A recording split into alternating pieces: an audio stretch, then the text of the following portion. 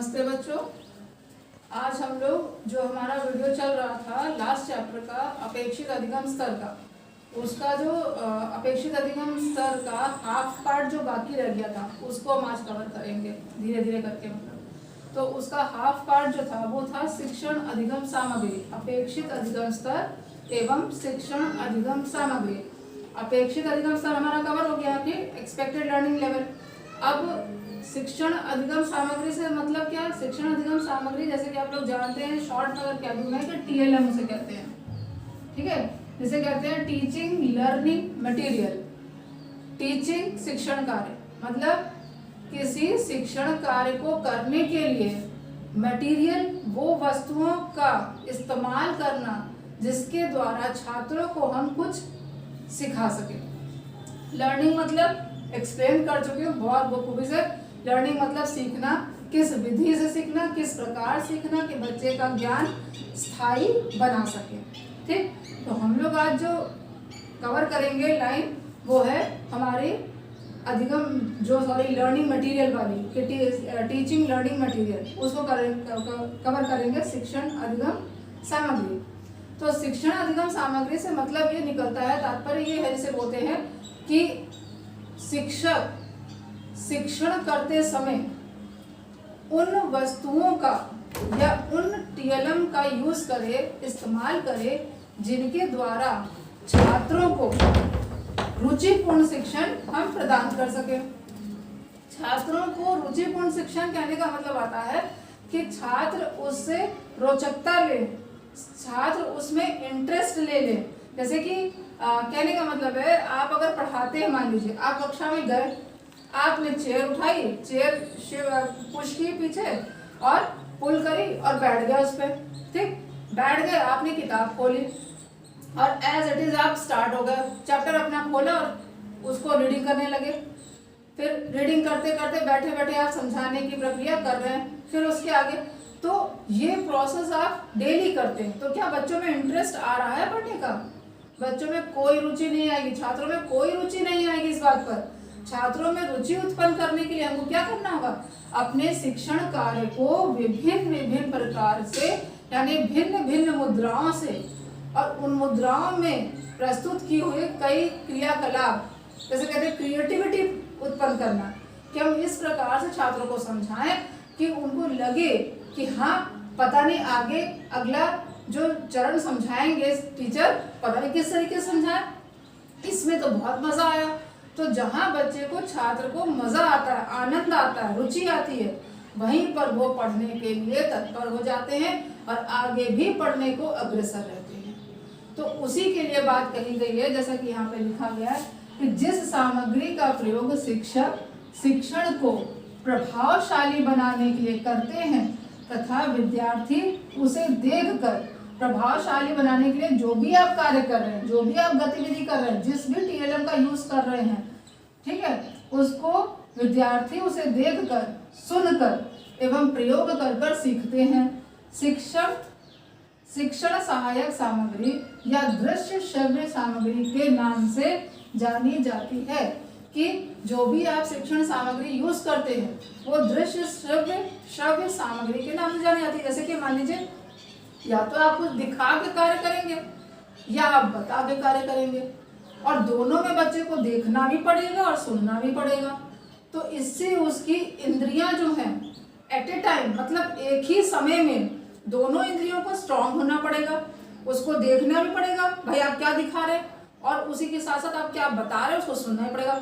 तो उसकी श्रव्य इंद्रिय और उसकी दृश्य इंद्रिय दोनों को एक्टिव होना पड़ेगा, और इस तरीके से आप उनके दोनों इंद्रियों को, यानी कि सभी इंद्रियों को एक्टिव होने में मदद करते हैं। अगर आप एक ही गति से पढ़ा रहे हैं तो उनकी इंद्रियां जो है शिथिल हो जाएंगी। जैसे कि मान लीजिए आप पढ़ा रहे हैं तो बच्चा का ध्यान जो है, आंखों का ध्यान नीचे की तरफ है, पता है वो बुक में देख भी रहा है कि कहीं और कुछ कर रहा है, उसकी इंद्रियां जो है वो काम नहीं करेंगे उस समय इतना। लेकिन एक्टिव मोड में कब काम करेंगे? जब आप कुछ चीजों को यूज करके आप पढ़ाते हैं। वो यूज की हुई वस्तु आपकी कई प्रकार से हो सकती है, वो आपकी अपनी पाठ की रुचि के अनुसार होता है कि पाठ क्या डिमांड कर रहा है, पाठ क्या मांग कर रहा है। जो पाठ जिस तरह का टीएलएम डिमांड करता है उस तरह का TLM यानी कि शिक्षण अधिगम सामग्री, सहायक सामग्री को हम रखते हैं और उस प्रकार से उस पाठ को हम पूरा करते हैं। तो मुझे लगता है आपको ये शिक्षण सहायक सामग्री का मतलब समझ में आएगा। उसके बाद हम इसके बारे में आगे चलते हैं। फिर से मैं अगर रीड आउट करती हूँ, जिस सामग्री का प्रयोग शिक्षक शिक्षण को प्रभावशाली बनाने के लिए करते हैं तथा विद्यार्थी उसे देखकर, सुनकर एवं प्रयोग करके सीखते हैं, शिक्षण सहायक सामग्री या दृश्य श्रव्य सामग्री के नाम से जानी जाती है।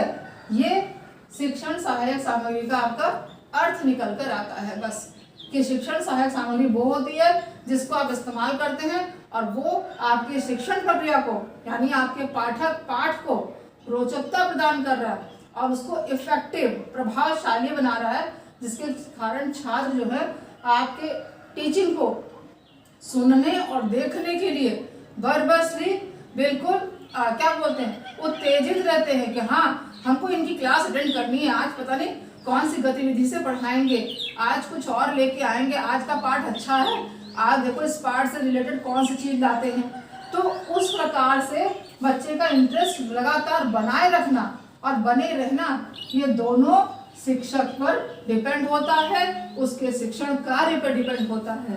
तो ये हमारा इतना हुआ है। अब हम आगे चल के इसके उद्देश्य की बात करेंगे कि शिक्षण सहायक सामग्री के उद्देश्य क्या होते हैं, उन पर बात करेंगे। चलिए, अब हम लोगों ने उसके अर्थ को जाना, अब हम लोग उसके उद्देश्य पर चर्चा करते हैं। ठीक है, उद्देश्य कहने का मतलब होता है ऑब्जेक्टिव्स।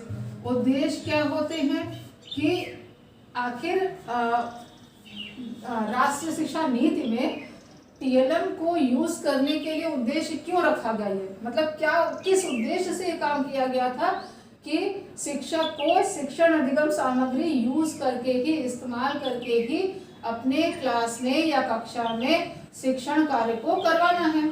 तो ये क्यों रखा गया था, इसका उद्देश्य आखिर क्या था इसके पीछे। तो इसके लिए अगर हम बात करेंगे तो इसमें बात आती है कि विद्यार्थियों का ध्यान विषय वस्तु पर केंद्रित करने के लिए, समझ रहे हैं, विद्यार्थियों का ध्यान, जैसे कि पहला उद्देश्य अगर हम लिखें कि विद्यार्थियों का ध्यान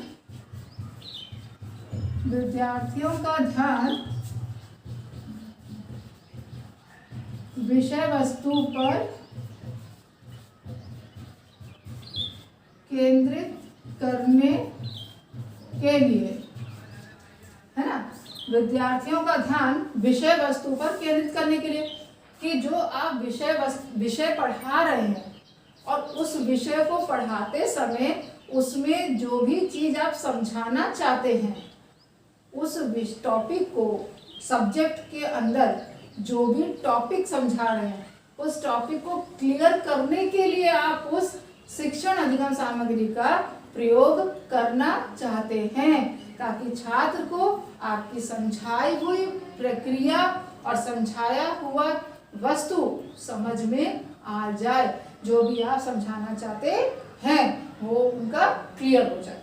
ठीक, आगे अगर हम देखें और उद्देश्य क्या था, तो रुचि जागृत करना, किसके प्रति, विषय वस्तु के प्रति रुचि जागृत करना। विषय वस्तु के प्रति रुचि जागृत कब करेंगे, जब आप कोई सहायक सामग्रियों को यूज करेंगे। जब आप सहायक सामग्री को यूज करके पढ़ाते हैं तो बच्चों की विषय वस्तु के प्रति रुचि जागृत होती है।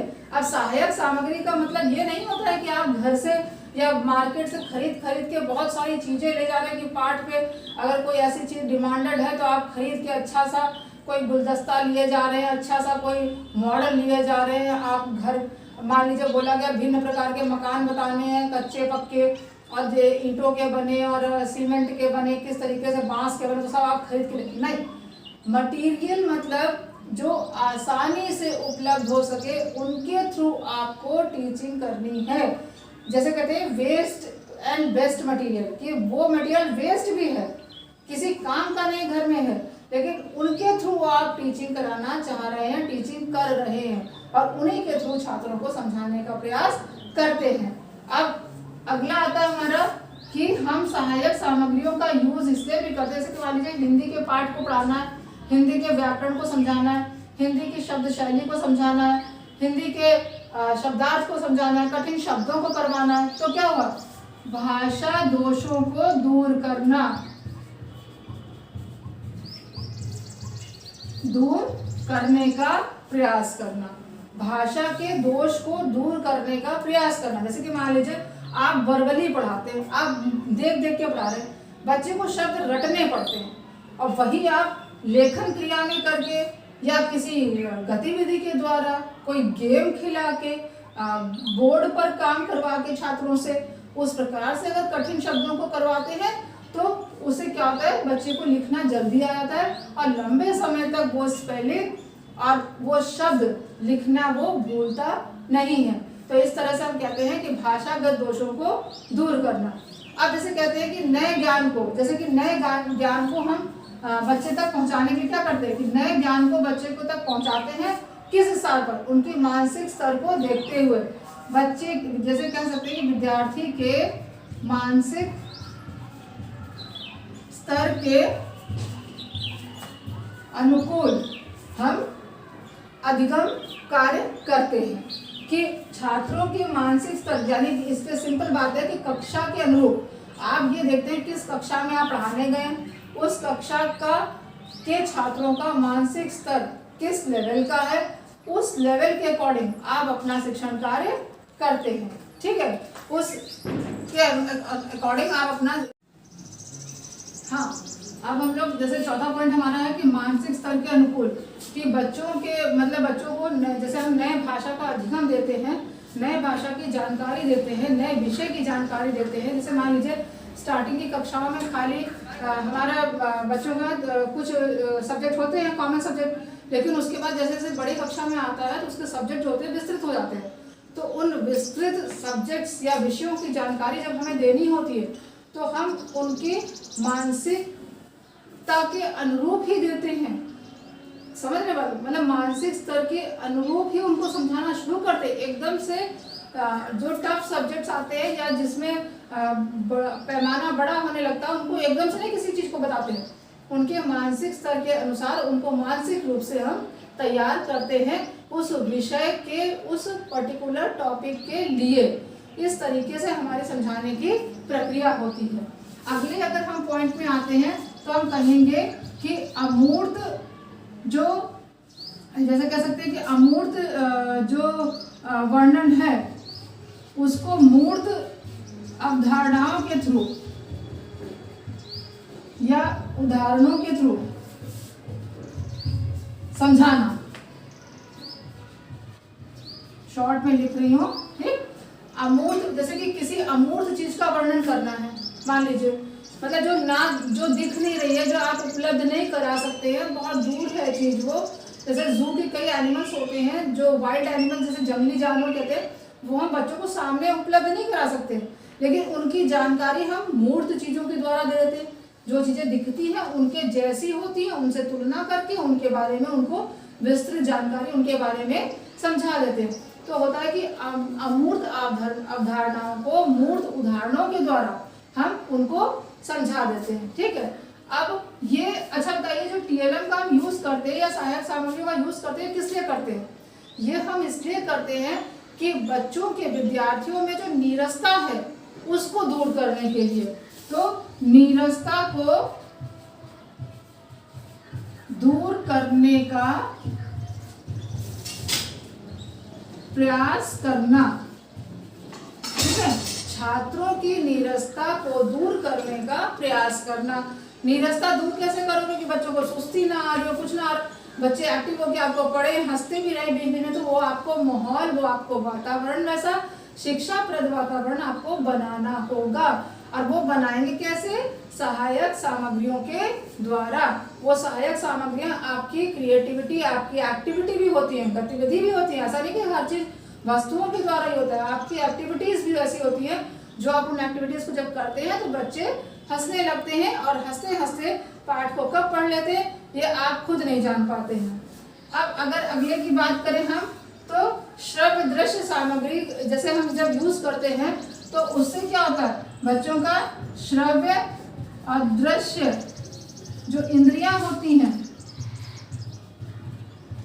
वो भी स्ट्रांग हो जाती हैं। ठीक है, जैसे हम बोलते हैं कि श्रव्य दृष्टि से क्या होता है, जो उनकी इंद्रियां होती है वो प्रशिक्षित हो जाती है, प्रशिक्षण प्राप्त कर लेती है इंद्रियां भी, कि एक्टिव होना आंखों का, कानों से सुनना बार बार, जब आप कोई चीज करते हैं, कोई साउंड सुना रहे हैं, कुछ ऐसी एक्टिविटी करें जहाँ पे बच्चा बोलना, सुनना, देखना सब कुछ सीखता है। ठीक है, उसके बाद आ जाते हैं, जैसे हम बात करें अगर पॉइंट्स की, तो कि हम कह सकते हैं कि बच्चों के अंदर, जैसे हम कुछ बात ऐसे रखते हैं तो बच्चों के अंदर तर्क की भावना भी आती है, तर्क करना, चिंतन करना, जो छात्रों के लिए बहुत जरूरी होता है, तर्क और चिंतन। कि आप कुछ ऐसी चीजें देते हैं, क्वेश्चंस ऐसे देते हैं, या कोई गेम ही खेल ऐसे खिलाते हैं जहाँ पे बच्चे को चिंतन करने की आवश्यकता पड़ जाती है। जब चिंतन करेगा, तर्क करेगा आपस में मिलके, तब उसका वो सोल्यूशन निकालता है। तो इस प्रकार से ये थोड़े से हमारे उद्देश्य हो गए आज की क्लास में। हम अच्छा थोड़ा थोड़ा चलते हैं, इससे ये रहता है कि आपको समझ में आता रहेगा।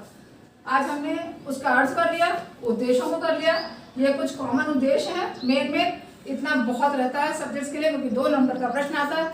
2 नंबर के प्रश्न के अनुसार इतने पॉइंट्स में से 4 पॉइंट्स आपको याद ही हो जाएंगे, और इतने सरल तरीके से बताए हैं कहानी विधि से कि आप इसको मगअप करने की जरूरत नहीं, रटने की जरूरत नहीं, कहने का मतलब है। तो ये उद्देश्य है, इनको नोट कर लीजिएगा। नेक्स्ट क्लास में हम लोग इसकी आवश्यकताओं को लेकर आएंगे और बाकी इसके चरण को कवर करते हुए इस चैप्टर को कवर करेंगे। Thank you for watching the video.